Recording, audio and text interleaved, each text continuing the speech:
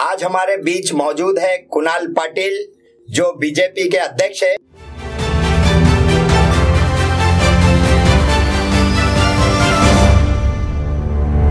मुमरा मंडल।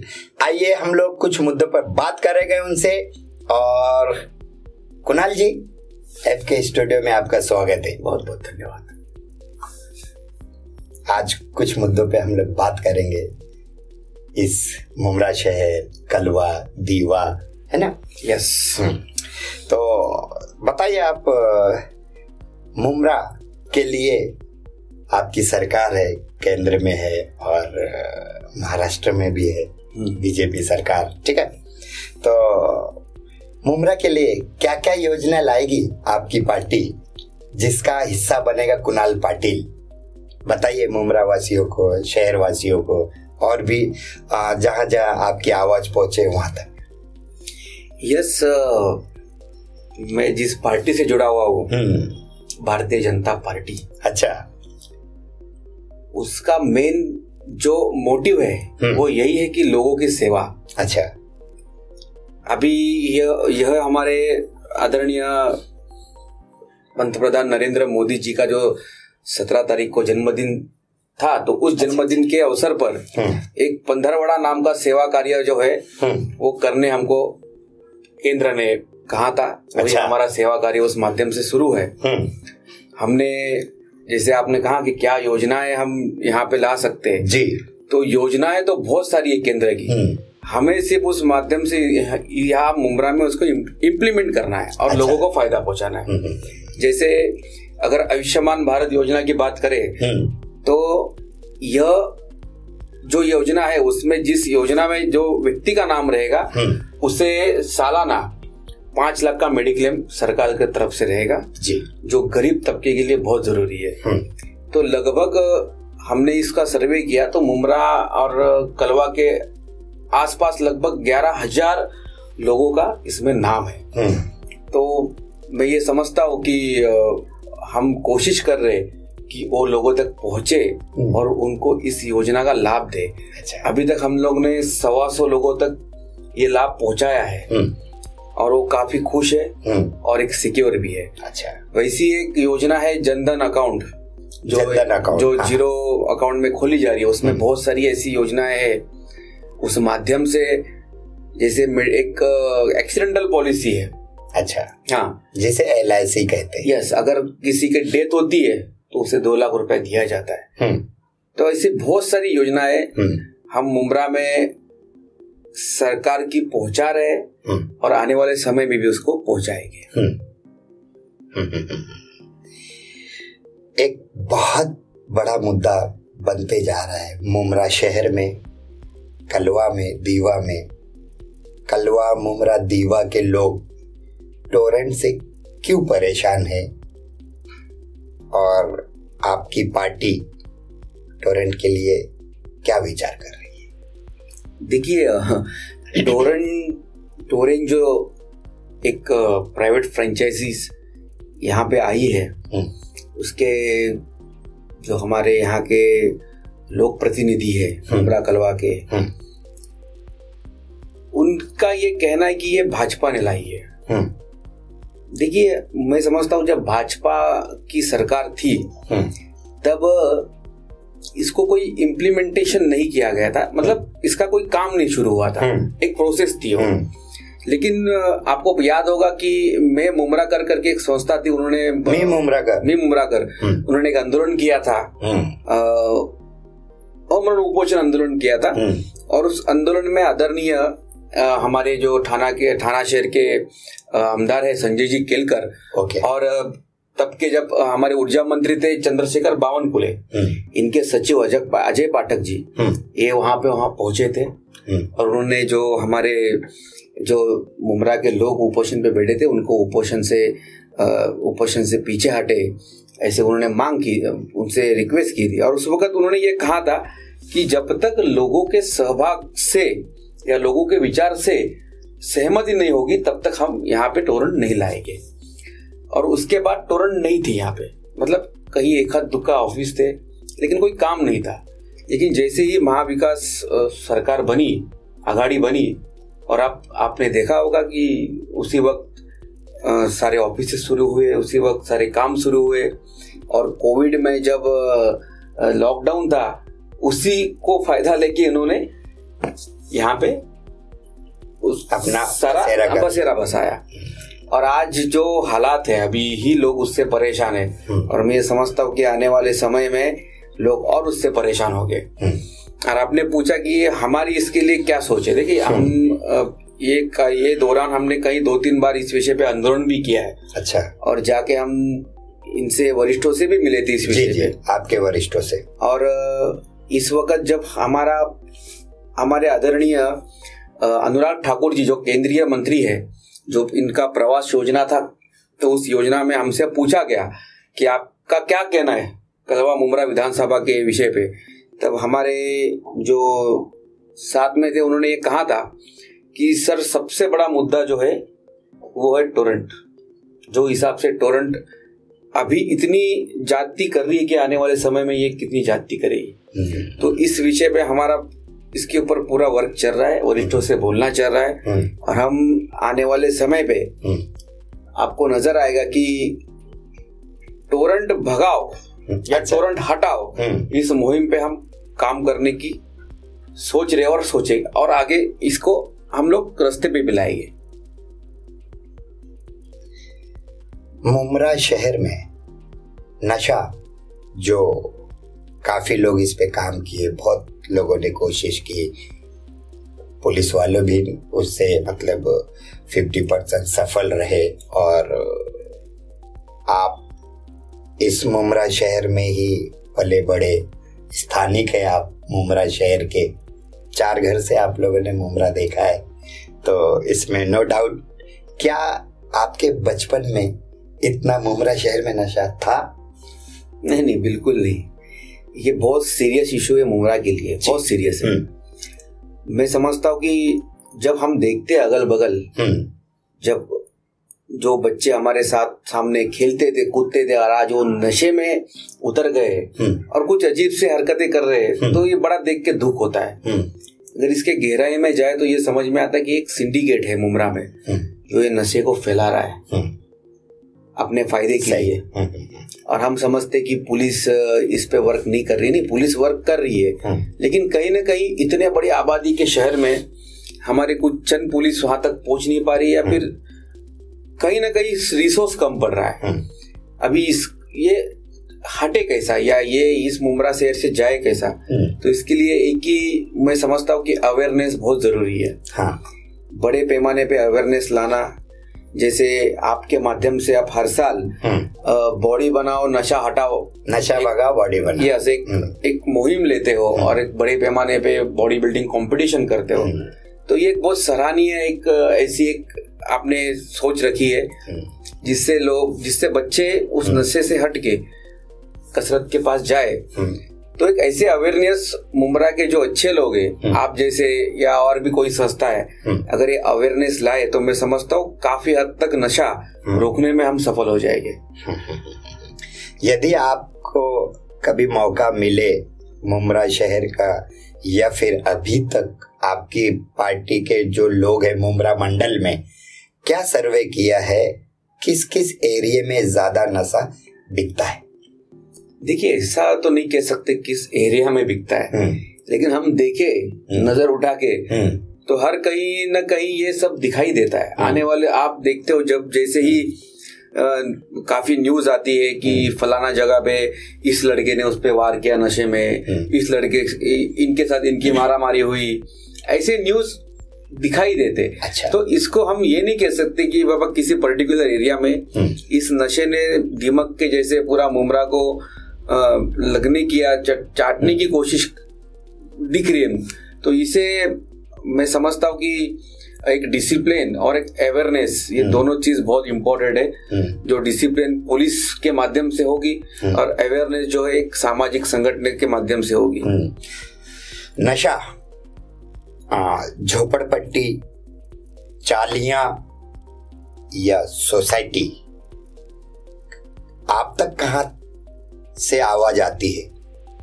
चालियों में या झोपड़पट्टी में या फिर अच्छी सोसाइटी में?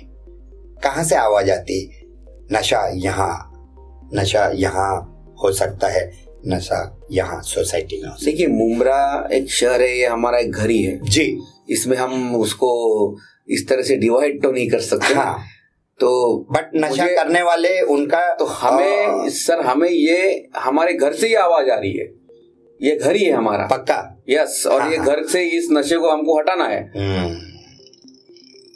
और ये बहुत जरूरी है। कुल मिला के ये है कि आपका और शहर का भी यही मानना होना चाहिए कि नशा एक जो हो रहा है वो हमारे घर में ही हो रहा है। यस, तो उस घर पे किस तरह से फोकस करेंगे?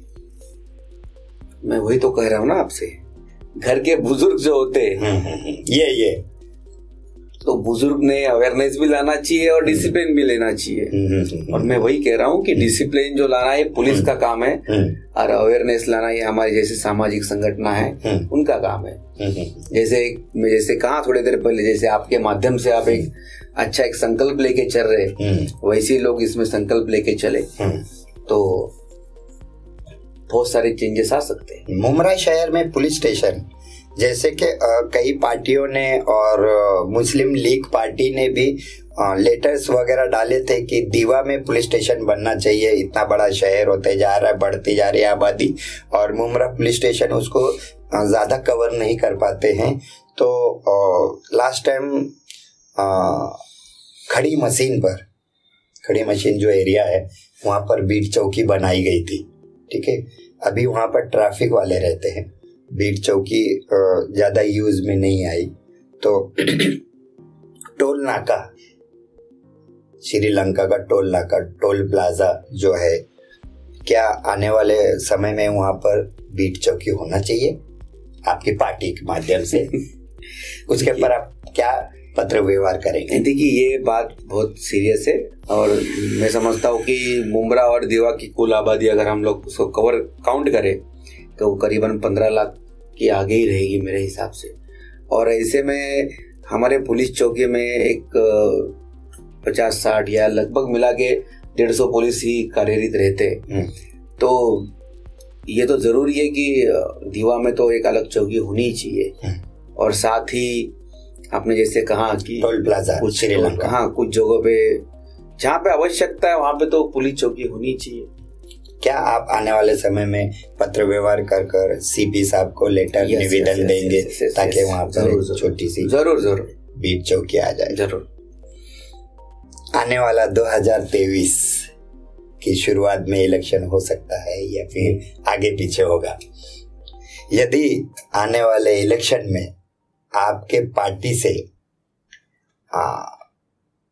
कुछ या फिर ज्यादा नगर सेवक चुन के आए तो आपकी पार्टी और आपका जनता के लिए क्या लाभ रहेगा?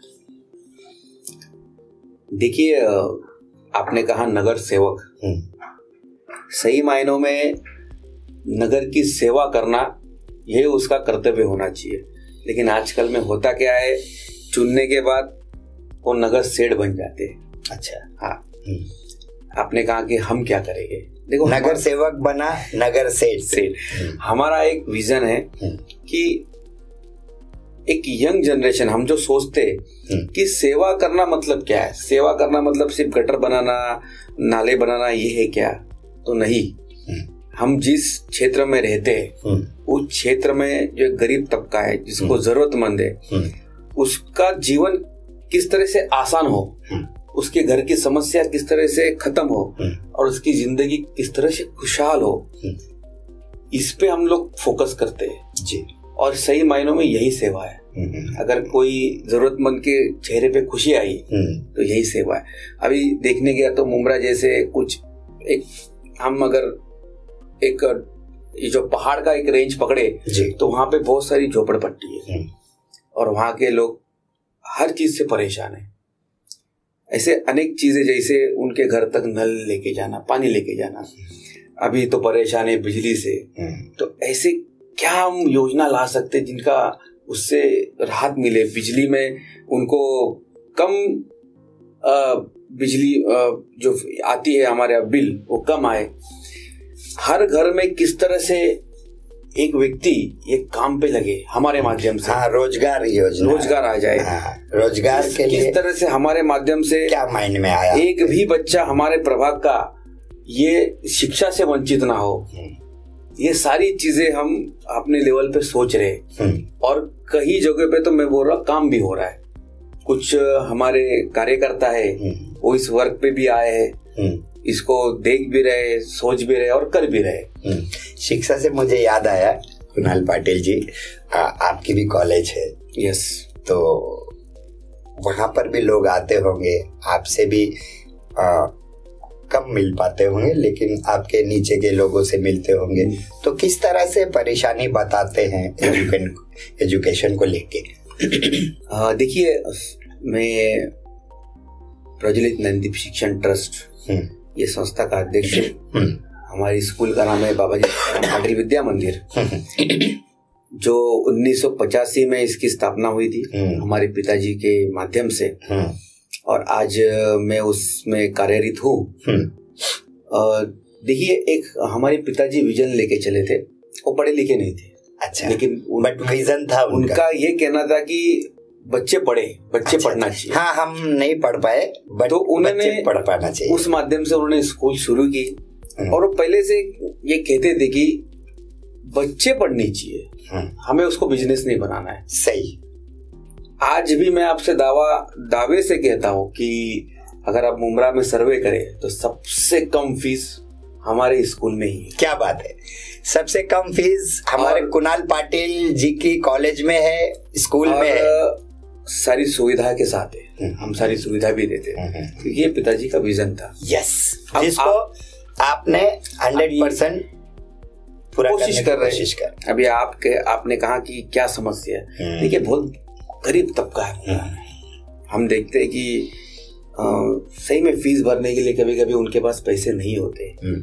हमारे पास ऐसे भी काफी स्टूडेंट है जो साल मतलब पहली से लेकर 10वीं तक उनकी फीस नहीं आई, लेकिन हमने कभी उनको पढ़ाई से वंचित नहीं किया।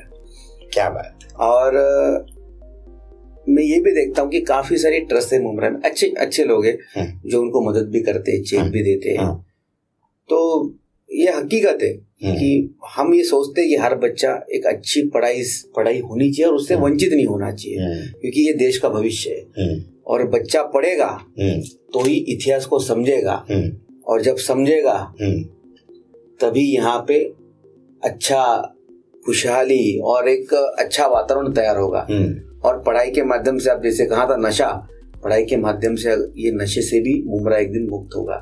तो मैं ये समझता हूँ कि पढ़ाई बहुत जरूरी है और हर बच्चे ने पढ़ना चाहिए। अगर कोई, मैं एक आपके माध्यम से कहता हूँ कि अगर मुमरा में ऐसे कोई पेरेंट्स है जो बच्चों को नहीं पढ़ा पा रहे, तो आप बेशक हमसे उनको मिलाइए, हम पूरी कोशिश करेंगे कि उनकी अच्छी पढ़ाई कैसे हो और वो बच्चे कैसे आगे जाए। क्या बात, क्या बात। तो कुणाल पाटिल जी, आपने तो आज मेरा दिल ही एकदम बागबान कर दिया। मैं मुमरा शहर को बहुत ही मतलब क्या बताऊँ आपको, मतलब आप तो सब जानते ही है इस शहर के बारे में, मेरे बारे में भी। तो अच्छा लगा, इस विषय पे आपने बहुत अच्छा जवाब दिया। आने वाले समय में भी अच्छा ही होगा इस शहर को। इस शहर के लिए हम यही बोलना चाहेंगे, यदि हम इस शहर को कुछ देने से रोक लेंगे, लेकिन इस शहर को बनने से नहीं रोक पाएंगे। बराबर, बनने से नहीं रोक पाएंगे। और ये आपकी कॉलेज या स्कूल में अभी एजुकेशन के अलावा क्या क्या एक्टिविटीज है? देखिए, हम काफी सालों से हमारे स्कूल में एक कराटे क्लास भी चलता है। और जैसे क्या अभी भी चालू है? यस, बिल्कुल। अच्छा, कौन है सर अभी वहाँ पे? दिलीप सुपत करके एक सर है, वो सिखाते हैं। अच्छा। और जैसे कितने स्टूडेंट्स होंगे अभी? लगभग 40-50 स्टूडेंट हो। क्या बात है। कराटे क्लास में आते हैं। इसमें मेल फीमेल ये बच्चे, लड़के लड़कियां, बच्चे सब कितने मतलब कितने लोग हैं इसमें? 40-50 आपने बताया, तो कम से कम उसमें लड़कियां कितनी होंगी और लड़के कितना? देखिए लगभग तो लड़के ज्यादा है, लड़कियां उतनी नहीं है, लेकिन मैं आपके माध्यम से कहना चाहता हूँ कि लड़कियां तो कराटे सीखना ही चाहिए लड़कियों ने। तो अपने डिफेंस के लिए जरूरी है। जहाँ कहाँ पे भी कराटे आपके घर के नजदीक हो वहाँ पे आप जाके सीखो, बहुत जरूरी है। और साथ में एक जैसे आप एक शौकीन हो कसरत के, वर्जिश के, जी। तो एक जिम भी है जो एक कम फीस हम लेते हैं और हम कहते हैं कि आओ और वर्जिश करो, नशा भगाओ और बॉडी बनाओ।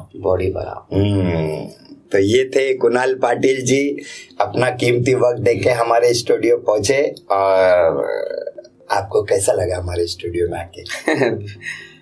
बहुत ही बढ़िया लगा, अच्छा लगा। और इतना अच्छा स्टूडियो आपने बनाया है यहाँ पे कि मैं समझता हूँ कि एक अच्छे नेशनल लेवल की जो हमारी न्यूज चैनल होता है उस तरह से आपका स्टूडियो यहाँ पे महसूस हो रहा है। तो आपको बहुत बहुत बधाई। कुणाल पाटिल जी, ये हमारा स्टूडियो इस वक्त मैं उसको 5% दे रहा हूँ। 95% और बेटर करना है, सिस्टम है और उसी सिस्टम का मैं हिस्सा हूँ। आने वाले समय में और भी कुछ मिलकर काम करेंगे, पूरे समाज के लिए कुछ अच्छा मैसेज देंगे। फिर वही होगा कि जैसे कि कुछ बच्चा बनना चाहता है इसी शहर में या फिर और कोई शहर में, तो वो अपने माँ बाप की हयाती में पूरा कर ले उसको बराबर। वरना क्या होता है कि आपकी बुलंदी देखने वाला समाज मायने नहीं रखता है, आपके माँ बाप मायने रखते हैं। तो जो भी आपके ख्वाहिशात हैं, आपकी अभी मम्मी हयाती है, मैंने सुना आपकी मम्मी हैं अभी, और पापा तो चले गए थे, ईश्वर उनको बहुत अच्छी जगह रखे उनको और स्वर्ग में ही रहें। तो सारे शहर को जिन का लोगों के बीच में अच्छा करके गए, वो बहुत ही अच्छे व्यक्ति थे। वो मैं कई बार मिला था आपसे, पापा से, और ज़्यादातर हम लोग उनको जुलूस में मिलते थे। जब रैली होती थी उनके दरवाजे पे हर कोई रुकता था तो वो फूल माला पिनाते थे उर्स के टाइम पे। तो आज बहुत ही मज़ा आया कुणाल पाटिल जी आपसे इंटरव्यू करके। थोड़ा हिचकिचा रहा था मैं, बट जैसा आपने जवाब देते गए तो मुझे कहीं पर हिचकिचाहट नहीं लगी। बहुत मज़ा आया आज मुझे आपसे इंटरव्यू लेके, और जनता के हित में आपने सारी बातें रखी। तो आने वाले समय में पूरे शहर का अच्छा हो, आपकी पार्टी के माध्यम से जितना भी आपसे हो सके आप इस शहर के लिए करें। क्या आपने कभी सोचा था FK स्टूडियो में आपको जाने का मौका मिलेगा? बिल्कुल सोचा था। अच्छा, सोचे थे। तो आप आए हमारे स्टूडियो में, आपका बहुत बहुत धन्यवाद। बहुत बहुत शुक्रिया। बहुत बहुत धन्यवाद मालिक, आपका आने वाला समय बहुत अच्छा हो। हमारी same to you. Thank you. हमारे चैनल को लाइक करें, सब्सक्राइब करें, बेल आइकन दबाना ना भूलें।